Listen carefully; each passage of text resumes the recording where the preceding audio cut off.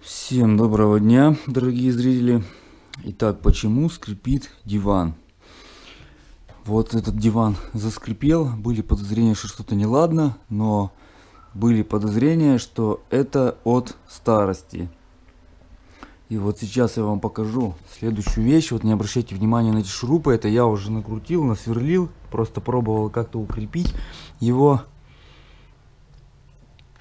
Так, сейчас я вам покажу, из-за чего все начиналось. Вот этот шуруп уберу, чтобы была, так сказать, ясность. И в общем, вот смотрите, есть такие производители, которые стараются особенно качественно делать.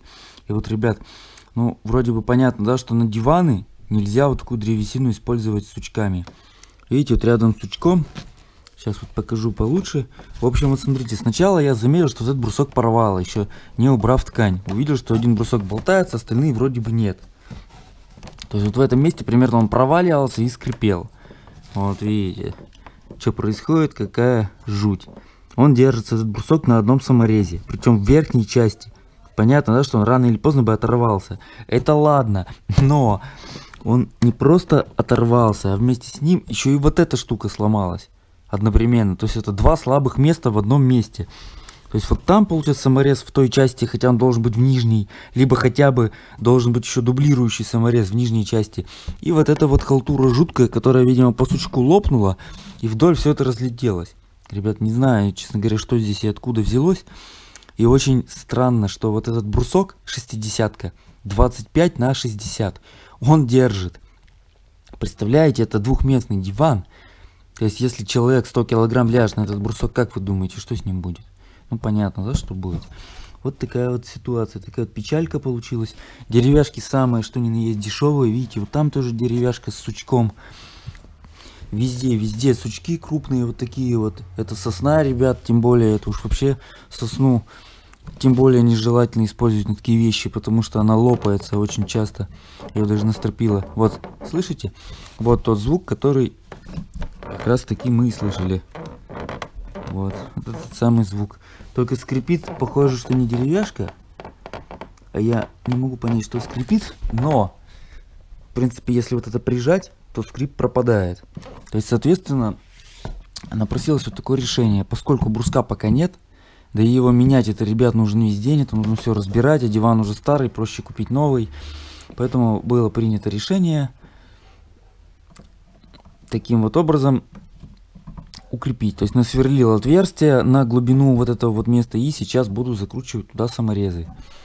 Вот. Еще обратите внимание, что это диван на поролоне, то есть это не пружинный блок, который вечно скрипящий, это поролон. То есть чем он нравился изначально первые лет 5, это именно тем, что он был абсолютно бесшумный. То есть как ты на нем не скачи, ему ничего не делалось. То есть он немножко, конечно, прогибался, но не скрипел. Потому что здесь скрипеть, собственно, и нечему. И вот теперь появилась такая вот беда. В общем, сейчас постепенно буду подтягивать эти саморезы, буду смотреть, они разные, видите. Вот эти вот, которые маленькие, тоненькие, они заходят туда до упора. Я их сделал вот здесь, где требуется максимальная длина. А вот эти потолще саморезы, у которых больше, так сказать, притягивающие усилия, их, соответственно, поскольку они более короткие, я их поставил в другое место. Так, ну в общем посмотрим, притянет ли он эту трещину. Вот, видите, как трещина исчезает на глазах. Так, с запасом подтягиваем. Тут видите, один саморез уже в принципе ее убрал. То есть вот это количество нужно, чтобы просто нормально усилить. Поскольку тут видите, что творится, тут сучок, тут держаться вообще не на чем. То есть вот это место хотя бы на 3 самореза надо посадить. И это место хотя бы вот на 5 саморезов. Потому что трещина здесь была вот до сюда, прямо до конца. В общем-то я их сейчас все протягиваю. И потом посмотрим, что изменится. Так, сейчас буду попеременно менять биту. Или хотя... Надо, наверное, вот эти тоже протянуть. Посмотрим, что получится сейчас.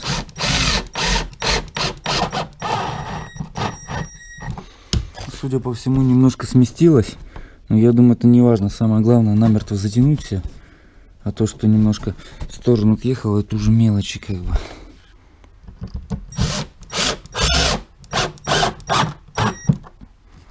Ну вот все, в принципе, трещин нет. Тут уже ничего не люфтит, но смотрите, как интересно, она гнется прямо на сучке. Я вот так вот делаю, да, катаю, и она прямо на сучке, ребят, гнется. Очень, конечно, это печально, и думаю, что этот ремонт все равно, пусть и надолго, потому что эти саморезы вырвать будет нереально, но я думаю, что небольшой скрип все-таки может остаться. Небольшой. То есть по уму, конечно же, надо этот брусок менять. Либо, смотрите, как вариант, его усиливать. То есть брать такую 60-ку и просто прикручивать вот с этой стороны. Здесь запас есть по толщине, то есть поролон выступает. Отодвигать это место, туда прикручивать брусок. Но по идее не хотелось бы это делать, потому что, во-первых, надо бежать за бруском, во-вторых, он будет выпирать. Ох, как хорошо.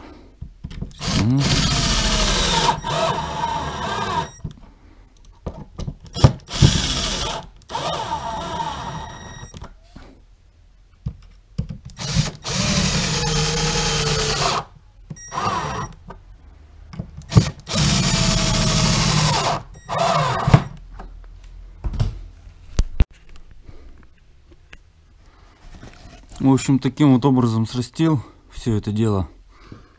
Ну, вот видите, здесь наискосок, короче, вкрутил, значит, один саморез вот так вертикально, потом один туда наискосок в эту балку.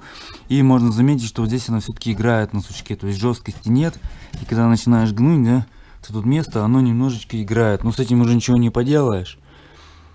Здесь уже ничего с этим не сделать. Как-то вот так вот получается. Печально. В общем, ребят, здесь нужно накладывать брусок, либо менять этот брусок. Ну, пока оставлю так, посмотрю, будет ли лучше. Если не будет, потом буду менять брусок. Еще смотрите, какая была проблема. Потому что беда не бывает одна в случае с такими диванами. Вот, ребят, ножка одна была отломлена. Там все поотрывалось. Крепления тоже не пойми какие. Саморезы были просто ужасные. Смотрите, вот какие диваны делают у нас в России. Ну, это ИП, конечно. Заводы тут ни при чем. Это вот мелкий ИПшник, и диван был, в принципе, самый дешевый. Ну, 10 тысяч рублей, сами понимаете, что это в наше время просто жесть. Вот такие вот ножки хлипкие. То есть, как видите, им суждено было отломиться. Вторая тоже вся потрескалась. Я купил гораздо более надежный вариант и гораздо более дешевый. Вот эти ножки стоят дешевле. Они стоят 200 рублей за пару. А такие стоят примерно 300 рублей за пару. Как ни странно. Но здесь сами понимаете, что здесь ничего отломиться не может. Это раз. И вот это крепление у них, оно из эластичной жестянки. То есть оно никогда не отломится. Оно бы могло только погнуться. Но учитывая то, что здесь нагрузка вертикальная, а не боковая, и кувалдой бить никто не будет, в принципе, ей ничего не будет. Вот такие вот опоры, ребят. Они то ли регулируемые, то ли нет. Вот я уже не помню, не скажу сейчас. По-моему, они сколько-то регулируются, но меня это мало волнует. Смотрите, ситуация в том, что они ниже. Чуть-чуть, вот видно, да? Чуть-чуть пониже. Но когда они стоят по факту, ребят, на месте, получается такая ситуация, что диван по уровню завален примерно на пару сантиметров. Ну, конечно, это мне не очень-то понравилось, и я решил вот таким образом поступить. Смотрите, сделал вот такие вот накладочки вот только что из доски, из обрези здесь. И вот здесь получается такие вот накладочки. И сейчас я на них, соответственно, буду прикручивать вот эти ножки. Как лучше прикрутить, даже не знаю, так или сяк. Тут можно сейчас, в принципе, хоть как их прикрутить без проблем. И все будет нормально. А можно вот так, чтобы было параллельно стороне треугольника. В общем, осталось прикрутить ножки, и я думаю, диван будет в рабочем состоянии.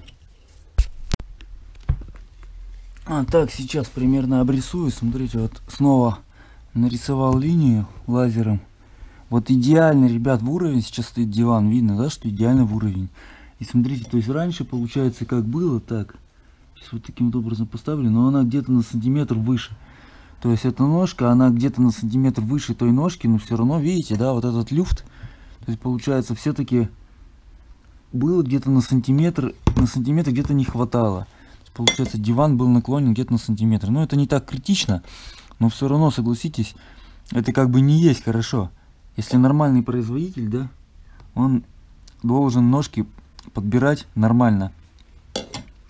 То есть вот как видим, как он сейчас должен стоять. И получается вот таким вот образом. Ну и плюс эта ножка еще проваливалась в пол. Я уж молчу, что эти ножки, ребята, они продавливали линолеум и гнулись. Вот видите, вот таким вот образом они могли загнуться.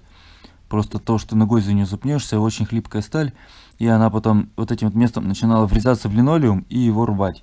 Ну и плюс они еще ломались. То есть видите, они все в трещинах.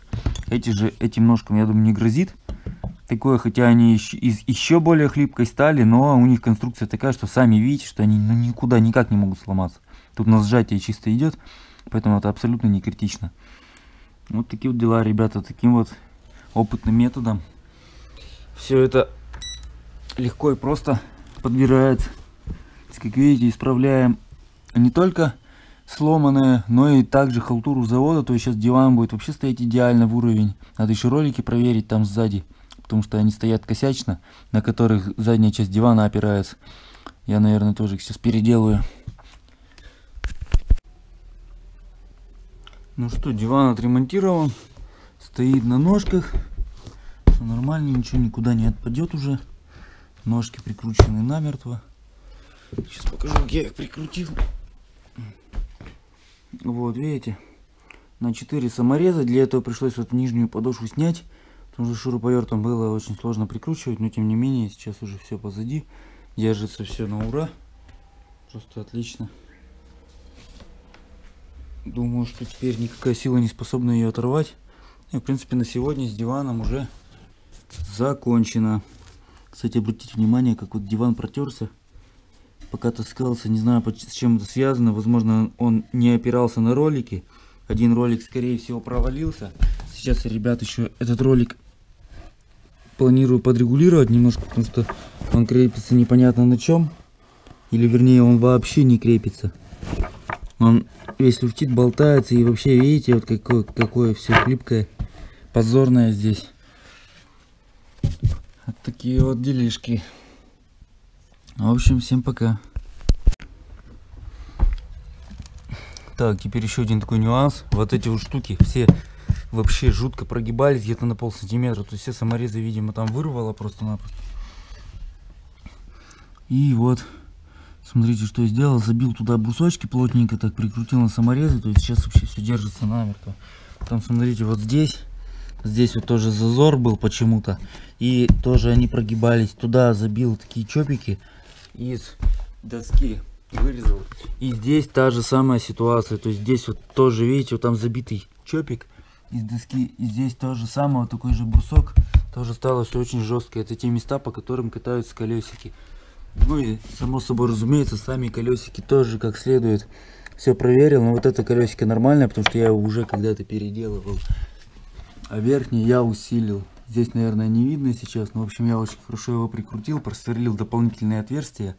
То есть эти колесики, они как несущие. Это самое главное, и на них все, в принципе, опирается. То есть эти колесики, они стоят вот здесь, вот видите, здесь прям продавлено вот так вот сильно. Это говорит о том, что, видимо, в процессе пользования диван немножечко катался и вот продавило. Но сейчас, в принципе, уже ничего не люфтит. Все должно быть отлично. Вот такие вот, ребят, диваны делают колхозные умельцы. Кто вот не давал, он спрашивается, ну где тут экономия, неужели сложно было? Ну, даже если стоит диван 10 тысяч, да, ну только брусок стоит, ну максимум 1 рубль, ну, вместе с саморезами. Кто вот не давал приделать брусок, закрутить 3 самореза, да? Или хотя бы уж на худой конец этот брусок сделать до конца и его на саморез к тому бруску прикрутить. И все, и не было бы таких проблем. Жутко просто все прогибалось, они вот-вот бы уже отломились. Очень хорошо, что добрался до этого вопроса. Все сделал как надо. Вот так вот.